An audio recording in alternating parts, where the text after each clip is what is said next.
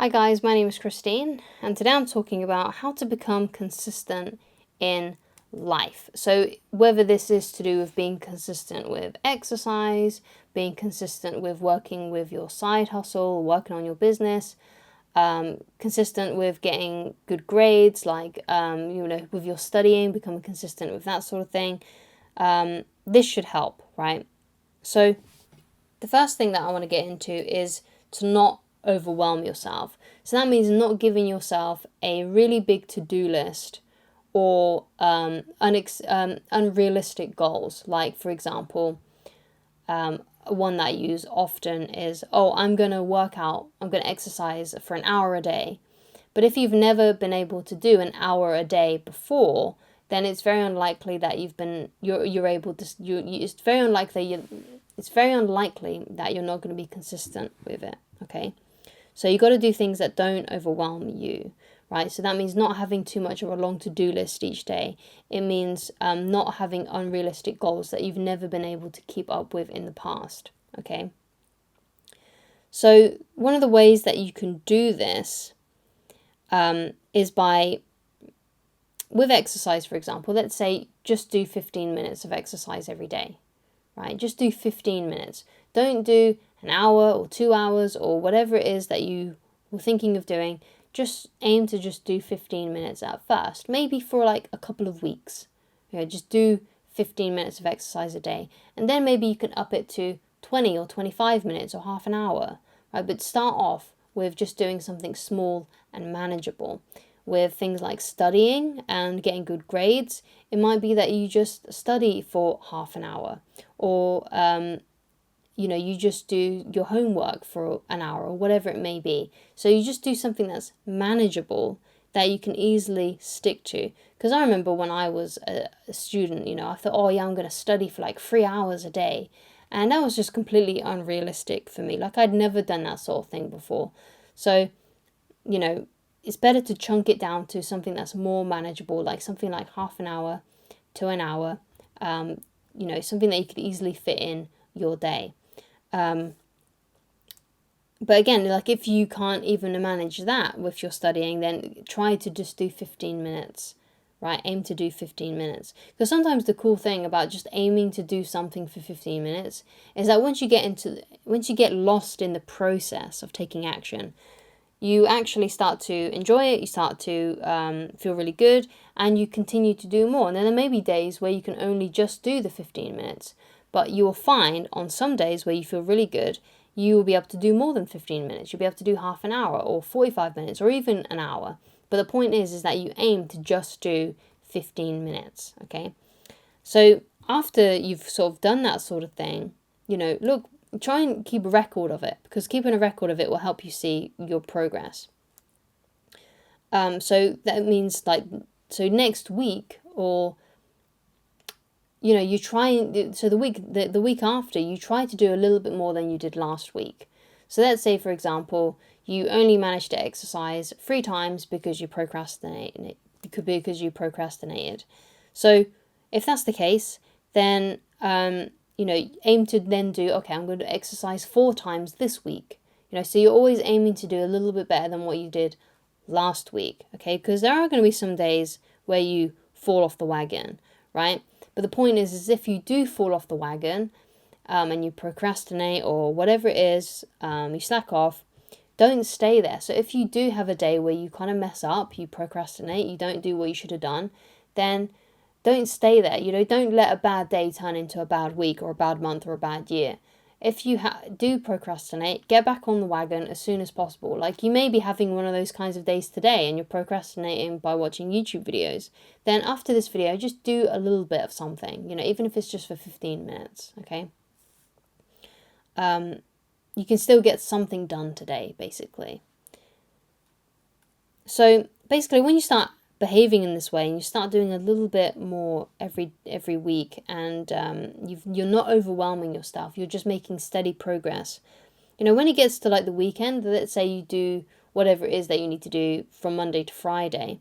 If you do that and you do everything on your to-do list and you've done it in a manageable way, you can feel really good on the weekends, because if you do what you need to do, you feel really good about yourself. And when you have also, time to actually slack off in the evenings or on the weekends, you don't feel like you don't have that pressure because you've already done it. You've already done your homework. You've already done your exercising.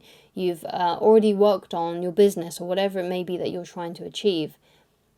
So you give yourself peace of mind if you do what you need to do. And, sometimes when it comes to this sort of thing, sometimes you just have to force yourself to do it, right? Today, I'm having one of those days where I'm kind of having to force myself to do what I need to do. And I don't know if you can tell, but I've kind of stumbled over my words a couple of times. I'm not exactly that sharp today, I've noticed. Right? I'm self-aware enough to figure these things out about myself. Like today, I know I'm not having a great day. My energy levels are low. I'm fumbling over my words. I'm not performing as well as what I would like to in this video. So I'm having a bad day. I could easily have just slacked off today and not done anything, right? But I chose to do something because I know at the end of the day, when I've done everything that I need to do, I'm going to feel so much better about myself and I'm going to have peace of mind that I actually tried my best today, right? So sometimes you just have to force yourself to do it because sometimes, procrastinating, not doing what you need to do, just makes you feel more worse about yourself, and it's kind of like counterintuitive.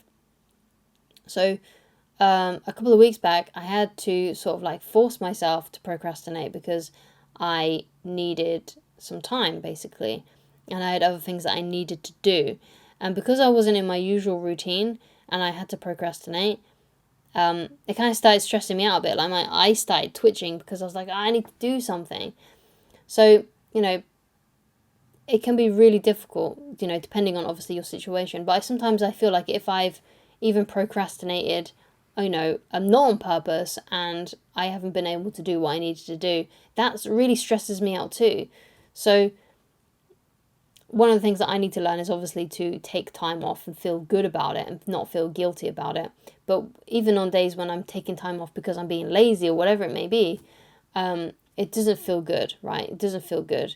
So you want to make sure that you're doing everything that you need to do, because if you don't, it's going to make you feel horrible about yourself and it's going to make you have a really bad self-image and self-esteem. Like how you feel about yourself when you're alone is super important. And if you feel lazy, if you feel gross and disgusting because you've procrastinated, that's not good, okay? So take action because that will make you feel better. And there's that quote that I play at the end of my videos, and I say a lot in a lot of my other coaching videos as well. And, inaction breeds doubt and fear. Action breeds confidence and courage.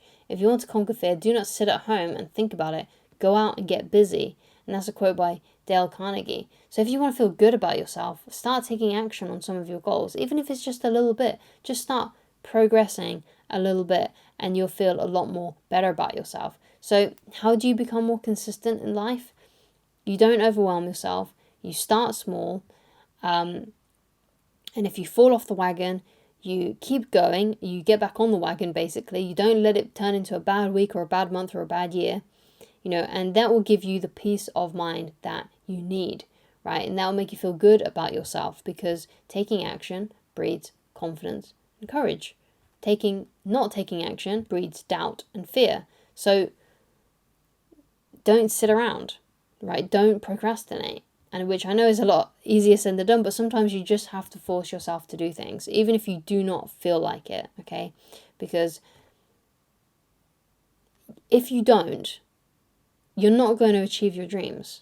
You're just not going to achieve it. It's just not going to be there for you. It's just not going to be in the cards for you if you don't take action, right? You've got to progress, otherwise you're just not going to get there. And you don't want that for yourself because that's really painful and it's going to hurt. Right? Because at the time, it doesn't hurt when you're procrastinating. It doesn't hurt when you're slacking off. It doesn't hurt, right? Because you're putting it on future you, right? But if you keep on procrastinating, if you keep on not doing anything and doing inaction, eventually you're going to get to a point where you're like, oh my God, I can't believe I didn't do all the things I needed to do. And, if you have more... If that keeps on happening consistently, in the wrong kind of consistency, then you're not going to achieve your dreams. And I want you to achieve your dreams, okay? So just start by taking these small steps. first, okay? And that's how you will become more consistent, right? You don't become consistent by putting too much on your plate. You got to do what's manageable for you in that time, okay? And you got to kind of get like a bit of a desperateness about you. You got to believe that your dreams are like, you're losing grip on them, basically. And they're slipping away. And you got to be desperate to achieve them. You got to have that urgency, because if you don't, then you will procrastinate more than often than not. And you won't feel good about yourself. And your dreams will slip away from you. So you got to develop some urgency, okay?